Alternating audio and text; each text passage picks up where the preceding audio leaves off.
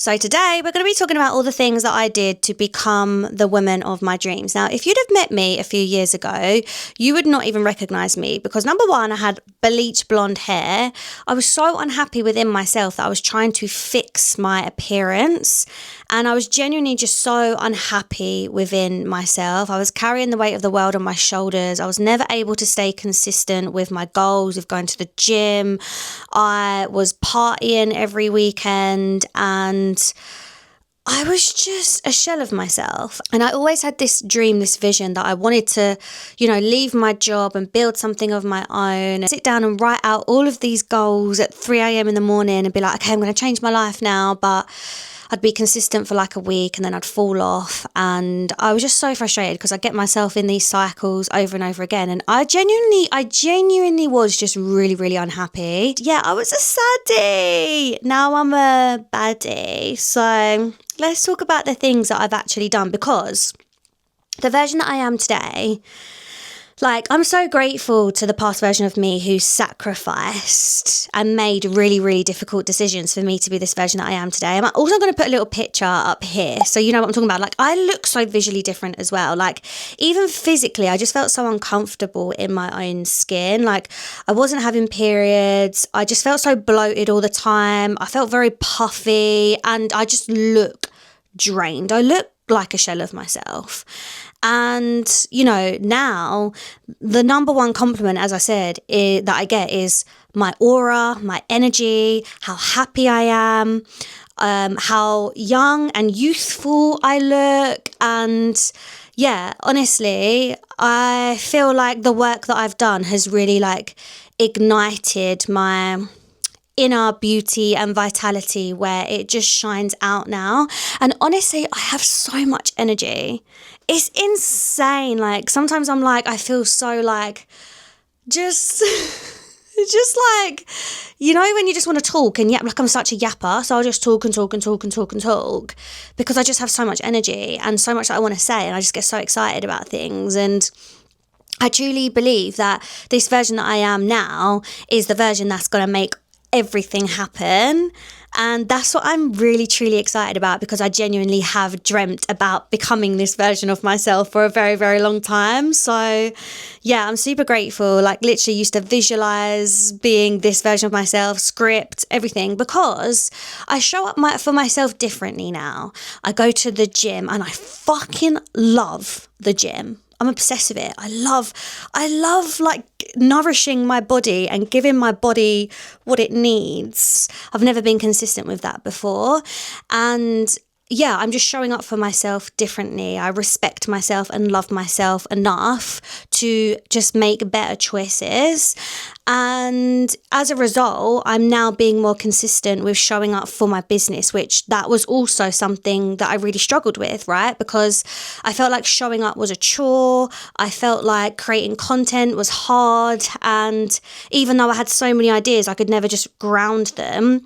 And being in this cycle and looping it over and over again, it was honestly exhausting. And it was the reason why I was beating myself up and being hard on myself. Whereas now I have so much patience and grace with myself, and I'm just very much enjoying the journey and where I'm at. And I'm around amazing people. I have beautiful conversations every day, and yeah, it's just a vibe, and I just feel so much more alive. Whereas before I was very numb, I was dead. And I think that's why I partied so much, because partying for me really numbed me out and allowed me to suppress a lot of my emotions that I was carrying.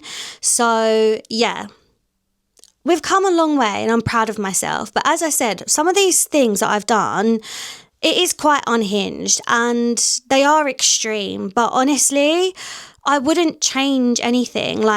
I did make sacrifices and I made some really difficult decisions. And there were nights where I would lay in my bed crying with tears streaming down my face, staring at the ceiling, wondering if it was all worth it. But I can hand on heart say that everything was worth it to be this version that I am today. So let's fucking go. Number one, let's start woo-woo, shall we? I healed my womb. Now you're probably thinking, what are you talking about? You healed your womb. Your womb isn't just physical. It isn't just for having babies and having periods. That's what they want you to think, okay? Your womb is the source of your life force energy. Now, if you feel exhausted, it means that you are leaking out your life force energy. And I had a problem with that, basically. I had a condition called PCOS, which is basically cysts on your ovaries.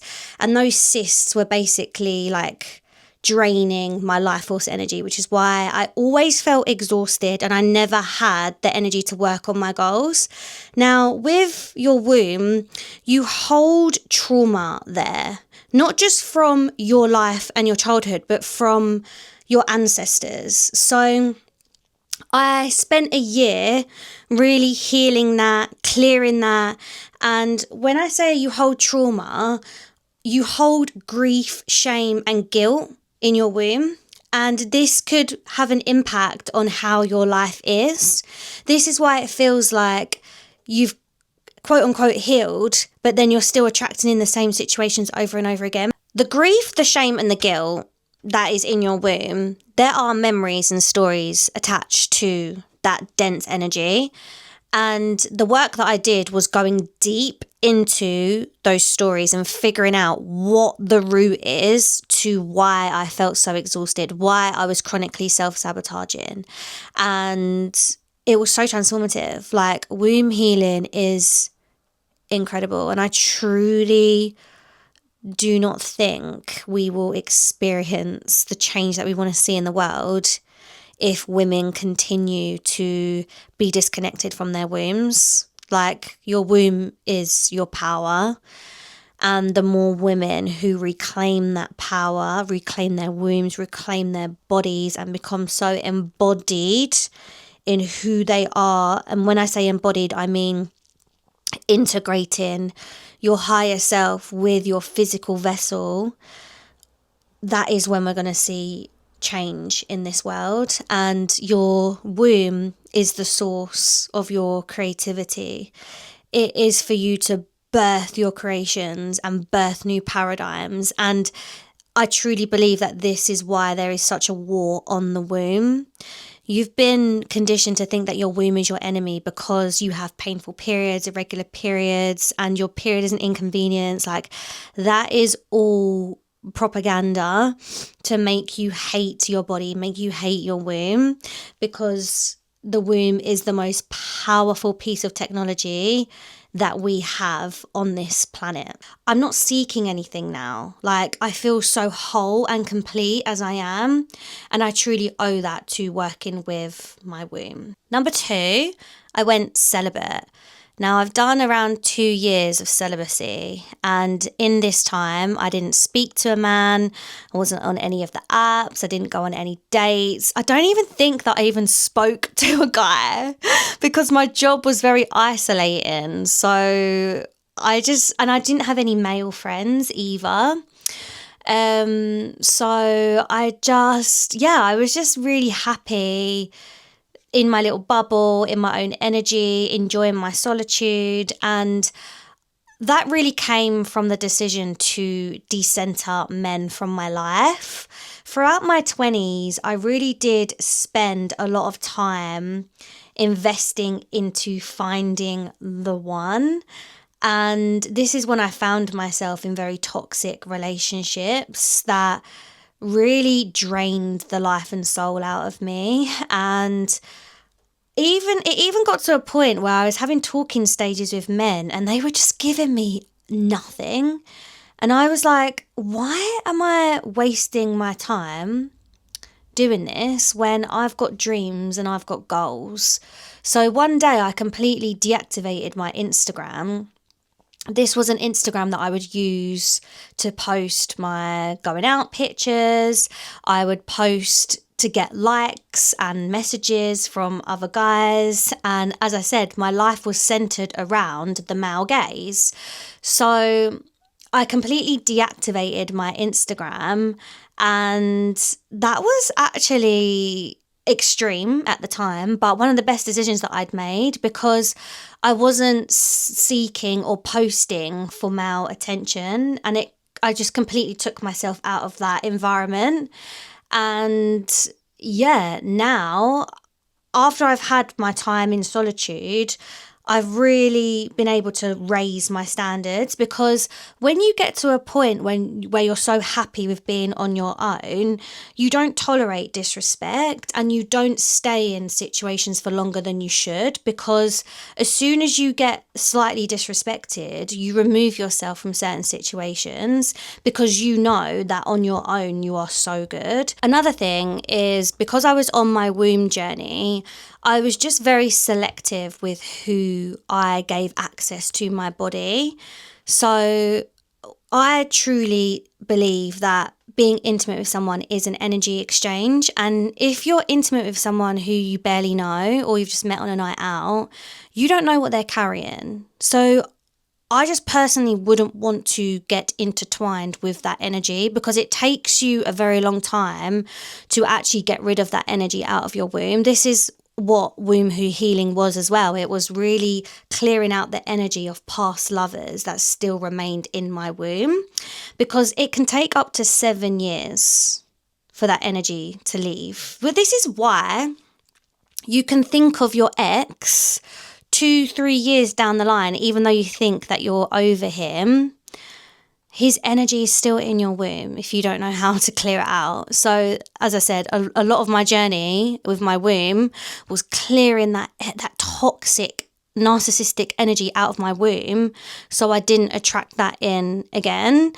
And yeah, as I said, because of the womb stuff that I was doing, I was really pouring time and energy into my womb, my yoni. I was doing the yoni steams and, investing a lot into my womb healing journey. And I didn't want to mess with that energy. I just wanted to protect my womb. And yeah, I feel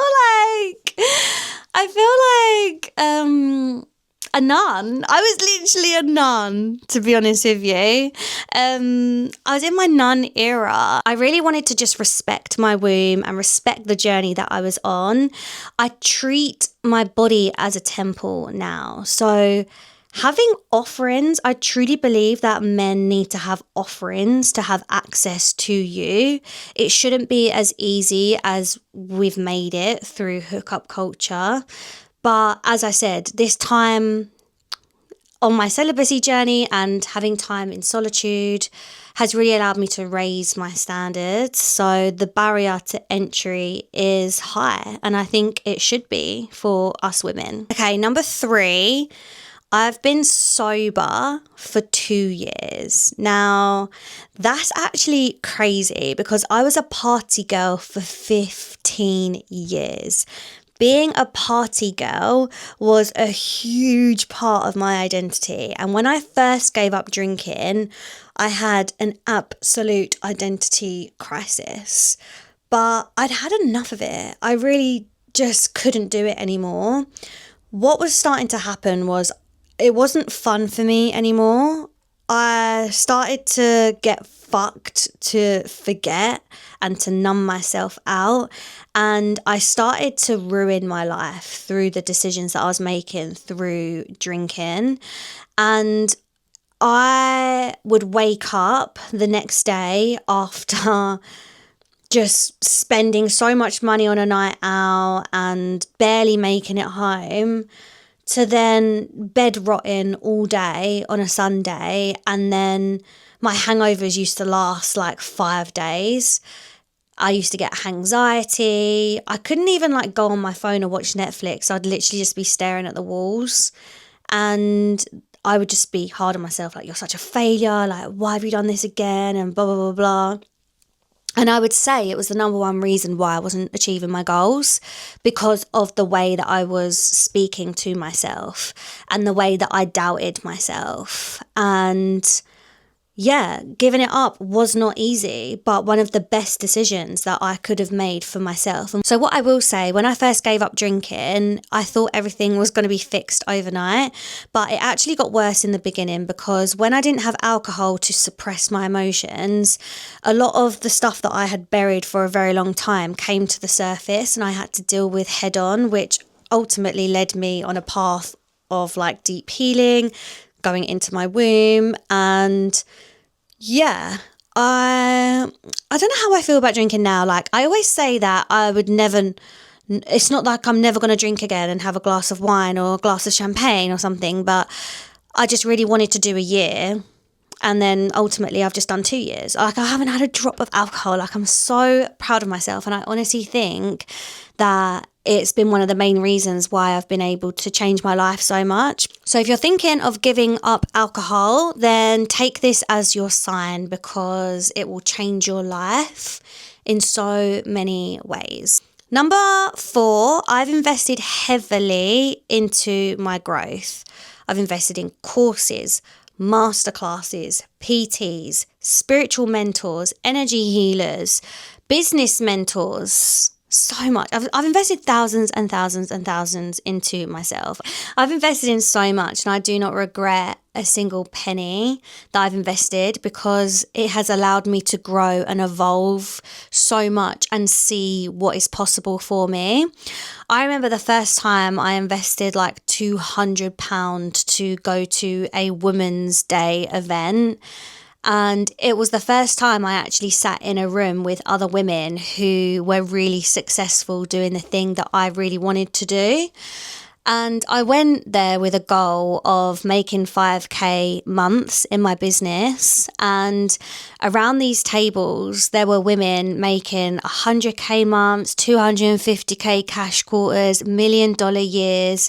And I was like, whoa, they're making an impact and making money from doing what they love. So if they can do it, why can't I? And this room just expanded me so much and highlighted to me where I was playing small in my life. And honestly, that was probably like a year and a half ago now, and so much has changed in my life since then. I've been able to work with the most incredible women. My network has expanded so much, and I'm just so grateful to myself for putting myself in those rooms, to always being the small fish and investing in myself even when I wasn't seeing any success within my business, because I honestly think that witnessing other women's success has, like I said, shown me what's possible, and it's just expanded me so much. I think it's really important to get out of your environment, get out of your friendship groups, especially if they're not expanding you. I'm sorry, like, I'm quite savage, to be honest with you, but getting in those rooms are honestly so important, because it shows you what's possible, and also you don't have to dim your fucking light. They want you to grow and they want you to expand, and they're all cheering each other on. There's no competition. It's all women supporting women genuinely. And if you're not in those rooms, like, what are you doing? Like, get in those fucking rooms. Yes, you have to pay to get there.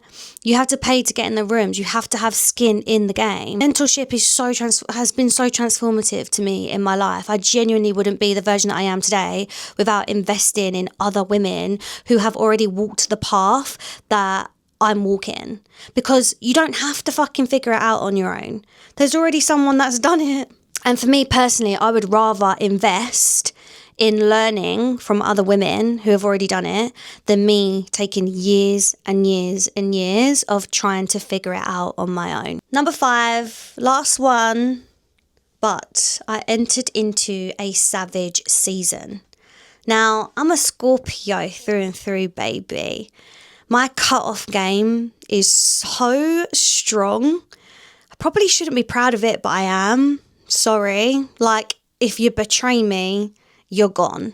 You're dead to me, okay? And what happened was, I got to a point in my journey where I realised that a lot of identities that I was holding on to had to die. One of them being the people pleaser, okay? I was the person who would pour into everybody around me. to the point where they were starting to elevate and I was staying the same. I was thinking, what is going on? I'm spending hours and hours and hours back and forth on voice notes. My friends calling me at silly o'clock at night to vent to me about some boy for hours and hours and hours. I'd give them advice, literally, channeled from the divine, and they wouldn't even take the advice anyway. And it got to a point where I was genuinely just exhausted because I didn't have the energy to focus on my goals or what I wanted to do. So I think it was actually after the first event that I'd been to with the women in business, I had a conversation actually. I said, like, how do you manage like your friendships when you're building a business? And so many women come up to me at this event and said, your friendships will change, but you have to put yourself first and you have to put boundaries in place to make sure that you are showing up for yourself. And based off of the advice that I got, I actually sent a message to all of my friends in my life at the time. And I said, listen, you can't come to me for a bit. I need to figure out my shit. I need to lock in. I want to build something. I want to make something of myself. And I felt a lot of pressure at the time because, I was investing in myself. I'd come such a long way. And I was like, it's my time now, but I can't be on my phone for hours and hours and hours on end talking to my friends. It was a huge distraction for me. And, some of them understood, some of them didn't. And what I will say is the ones that didn't, they're no longer in my life anymore. They weren't supposed to come with me in that next chapter. And actually that decision, it was savage at the time and it was a sacrifice. I knew by sending that message that potentially my friendships were going to change. Some of them were going to fall away, but I would rather have put myself first in that situation than to have not done that and to still be really resentful, really resenting the friendships in my life because of, how I was expected to show up, right? And how I wasn't pouring into myself. So that was a decision that I made. And even to this day, I don't have any friendships where I'm always voice noting, where I'm always texting, always messaging. Do you know how dry my phone is? It's so fucking dry. I could go days without someone messaging me.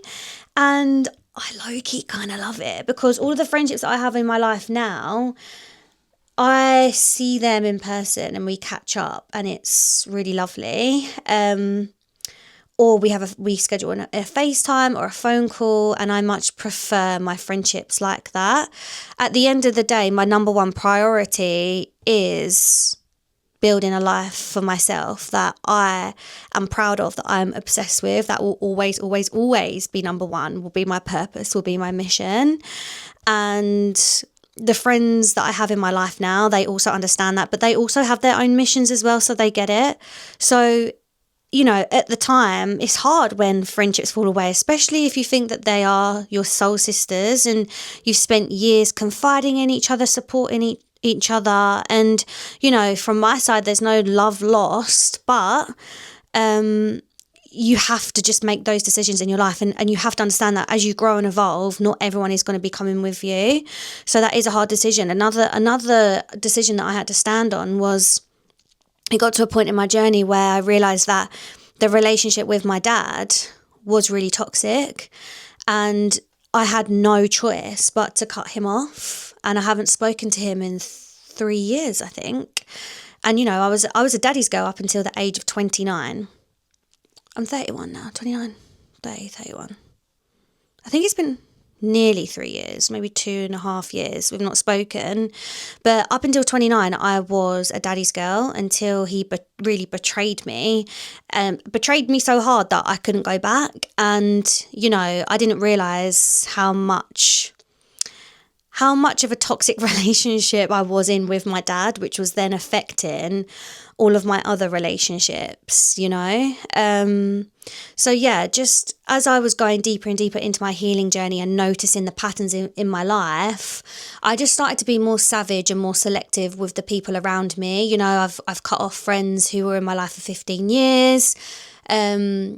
At the end of the day, I don't want anyone in my circle who doesn't have the best intentions for me. And I think as you grow and evolve, especially on your spiritual path, and your discernment strengthens, you actually start to see people's behaviors and their treatment towards you as what they really are, rather than making excuses for them. I think we can make excuses for people that we love in our lives, which valid, because, you know, they're our parents or they're our lifelong friends, and, you know, what have you. But honestly, I couldn't have that energy feeding off me anymore. I had to completely have a clean break from a lot of these people. And unfortunately, as a result, I've been able to pour that energy into myself, and I've been able to really grow and evolve so much from that. So again, I've had to make some really, really difficult decisions in my life to become this version of myself. But as I said, I don't regret any of them. At the time of making those really difficult decisions, I had my best interest at heart, and I chose myself, and I put myself first for the first time in my life. And at the time, I didn't know that I was going to grow and evolve as much as I did from making those decisions. At the time, it was really difficult. It was really confusing. It was heartbreaking. But I chose myself, and I will continue to do that for the rest of my life.